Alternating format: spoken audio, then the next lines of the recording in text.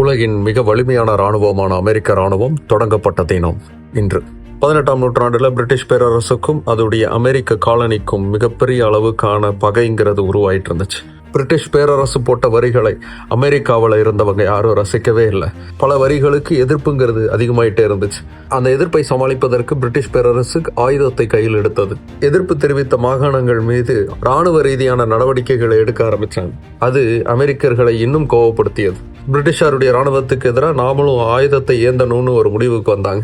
அதன்படி எதிர்ப்பு தெரிவிக்கக்கூடிய மாகாணங்கள் ஒன்றிணைந்து தங்களுக்கான ஒரு இராணுவத்தை உருவாக்கணும் அப்படிங்கிற ஒரு முடிவு எடுத்தாங்க. ஜூன் மாதம் 14ஆம் நாள் எடுக்கப்பட்ட அந்த தீர்மானம் தான் அமெரிக்க இராணுவம் உருவாகுவதற்கு அடித்தளமாய் அமைந்தது.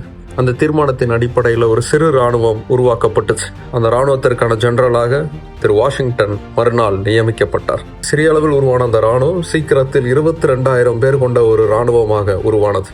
பிரிட்டிஷ் படைகளுக்கு எதிராக பிரான்ஸ் ஸ்பெயினோடு ஒன்றிணைந்து பெரும் போரை நடத்தி ஒரு வருடம் கழித்து சுதந்திரம் பெற்று யுனைடெட் ஸ்டேட்ஸ் ஆஃப் அமெரிக்கா என்கிற ஒரு தனி நாடு உருவாக காரணமாக அமைந்தது அந்த இராணுவம். அப்படி உருவான அந்த இராணுவம் தான் இன்னைக்கு 4,50,000 பேர் கொண்ட ஒரு பெரும் இராணுவமா உருவாயிருக்கு. மனித வரலாற்றில் நவீன ஆயுதங்களுடன் இப்படி ஒரு சக்தி வாய்ந்த ஒரு இராணுவம்ங்கிறது இருந்ததே இல்லைங்கிற அளவுக்கு ஒரு தனிப்பெரும் பலம் கொண்ட இராணுவமா அமெரிக்க இராணுவம் இன்னைக்கு கொலைச்சுக்கிட்டு இருக்கு.